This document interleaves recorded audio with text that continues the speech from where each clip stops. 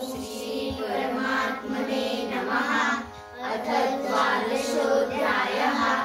अर्जुन उवाच एवं सततयुक्ताये भक्ताः स्वां पर्युपासते ये चाप्यक्षरमव्यक्तं तेषां के योगवित्तमाः।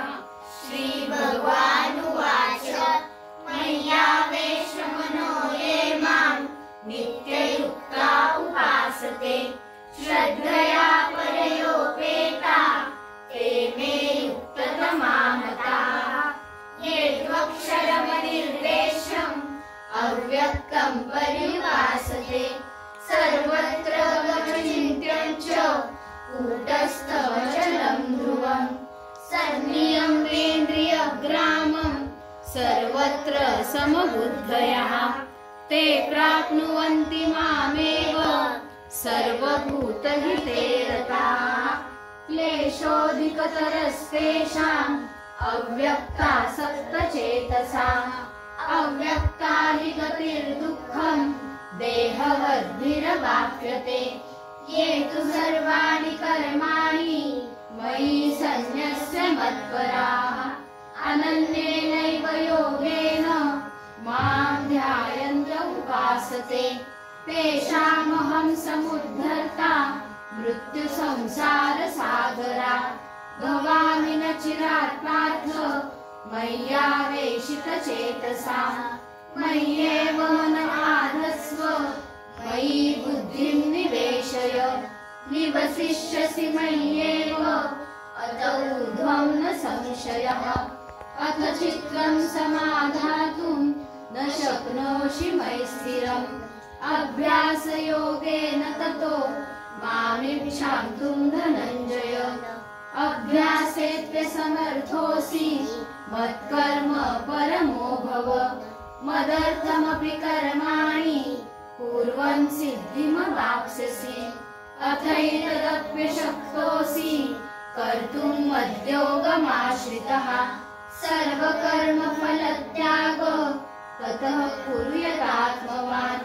श्रेयो हि ज्ञानमभ्यासात् ज्ञानात् ध्यानं विशिष्यते ध्यानात् कर्मफलत्याग त्यागात् शान्तिरनन्तरम्।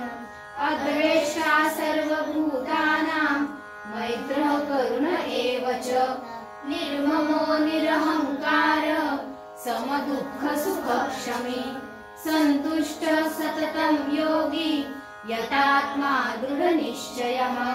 मय्यर्पितमनो बुद्धिर् यो मद्भक्तः स मे प्रियः। यस्मान्नो द्विजते लोको लोकान्नो द्विजते च यः। हर्षामर्षभयोद्वेगैः मुक्तो यः स च मे प्रियः। अनपेक्षः शुचिर्दक्ष उदासीनो गतव्यतः सर्वारम्भ परित्यागी यो मद्भक्तः स मे प्रियः। यो न रुष्यति न द्वेष्टि न शोचति न काङ्क्षति शुभाशुभ परित्यागी भक्तिमान्यः स मे प्रियः।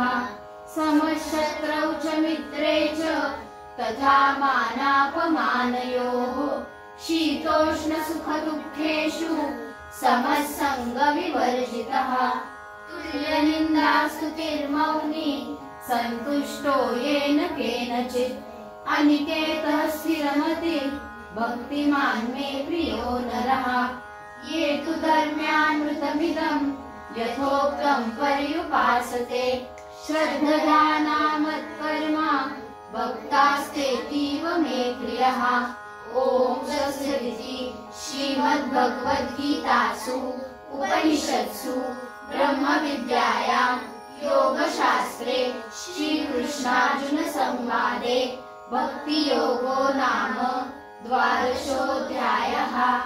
कृष्णार्पणमस्तु।